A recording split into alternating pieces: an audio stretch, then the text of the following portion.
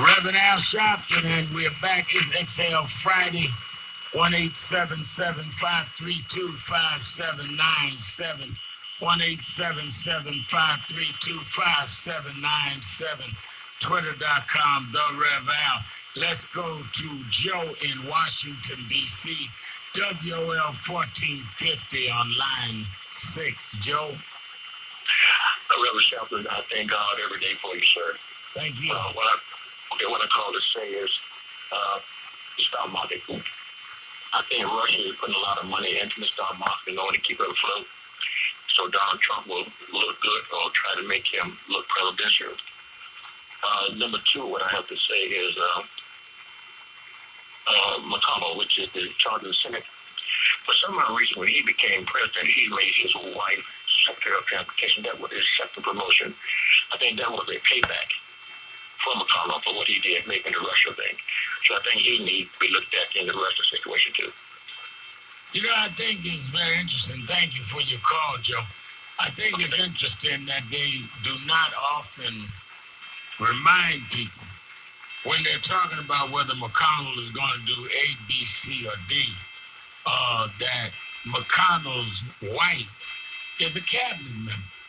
Now, that does not mean that it is a necessarily absolute thing that he has a conflict and that his wife is part of the president's cabinet. Therefore, you would assume that he's not going to be as hard on him in terms of legislation and all he champions in the Senate. But it certainly is something that one should consider and watch. And I think Joe raises a point, a broader point that needs to be part of the conversation. Let's put it that way. Let's go to Buck in Chicago, WVON 1690, home of the Governor Cliff Kelly on line 7. Buck? Yeah, this is Mike, Reverend Al. Yeah, how you doing? I'm good. Hey, look, you know what? Change this stuff with the police. Laws have to be changed. And the consequences, there has to be some severe and swift consequences. If there weren't, then you find police all of a sudden weren't so fearful for their lives. Things of that nature. And another thing, these brothers that are in the police department need to step up. Well, I couldn't agree with you more. Let me be real clear that one of the cops that shot 20 times at this young man, Stephon Clark, was black. He shot 10 times, and the white cop shot 10 times. And we're fighting whether the policeman is black or white because it's wrong. I mean, when we had the Sean Bell case here in New York, 2 of the 3 cops were black. So this is, as I said in my eulogy yesterday, this is not just about black and white. It is about right and wrong. Yeah. But even where you're dealing with black cops, they know not to do that in other communities.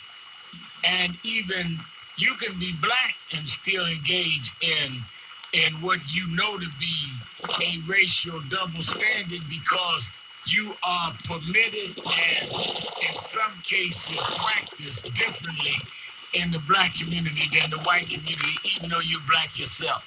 You're absolutely right. And I just want to say we're dealing with that directly here in Chicago because we have this cowardly police commander who just the other day came out and said that something that obviously was a wrongful shoot was a justified shoot. And that this is the shooting of the woman. Yeah, the woman and the young brother on the west side. All evidence shows that it's wrong, but this brother is sold out just like so many of our folks. So we've been complicit in the murders of our kids. Well, anytime, my understanding is that the review board in Chicago said it was wrong. And exactly. And they still said, no, we're not going to do anything about it. So then what is the purpose of the review board if you're not going to respect their review? I mean, what's the point? Yeah, you're absolutely right. And one other point that has to be made. I hear our folks all the time with complaining and everything. If we do not get our black behinds out and vote, no one will ever respect us, will ever appreciate us, and will never get for free what we deserve to have. Respect isn't free. We got to fight for it. Absolutely. I agree with you. Thank you for your call. Let's go to California to Sirius XM 126, line 3, to Larry. Larry, you're keeping it real with Al Sharpton. Well, first of all, it's an honor to be talking to such a legacy. Coming from the East Coast, much love. A different point of view. I am retired law enforcement, and I'm black, if you can't tell by my voice. And I do have a different point of view on it, only because when you're dealing with a legal matter, lawyers have a different point of view. You're dealing with a medical or surgical issue, doctors have a different point of view. Dealing with these shootings is looking from a tactical point of view. So the average citizen might look at this differently. Now, that doesn't mean I agree with the shooting. But if you look at the situation, crime-infested neighborhood, it's a police chase with the helicopter. So things are going to happen. 20 shots? No. That's somebody who's not very good at their tactics. And they got to be held responsible. Legally, I'm not sure if there's a violation of civil rights, but without a doubt, that's what they got insurance for. And yes, financially is the way to go at them. But I think we need to do a couple of different things. One, it starts with voting, because any police department, it's going to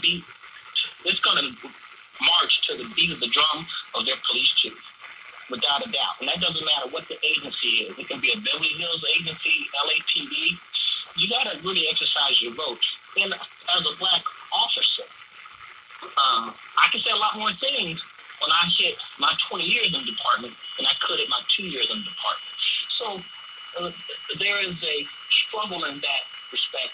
But without a doubt, after 20 years in the department, there were certain things not only would I not tolerate, but my coworkers knew I wouldn't tolerate. But at the same time, don't put too much into the average officer, because they're not rocket scientists. Some officers coming into the department don't know how to navigate necessarily in their department today to be as forceful or as articulate or involved as you would hope they would be. So there's a lot going into it. So I think we got to take a lot of approaches. One is protest, because you're right. Without shutting down that Kings game, no one would have really took notice, I believe, to that shooting. And even though from law enforcement aspect, I see why officers drew down. I understand your pulses go on 120 miles a minute. Who knows how far they were running when they finally got up to the suspect. They're nervous. Now, if you have family in law enforcement, you don't want your family, if you work in law enforcement, to be at risk. So you can't. Well, let me say this, Larry. Thank you for your call and your perspective. Number one, I think that if you're going to be in law enforcement, you ought to follow the law. And the law is clear that you are not to use deadly force unless you're in a life-extenuating circumstance.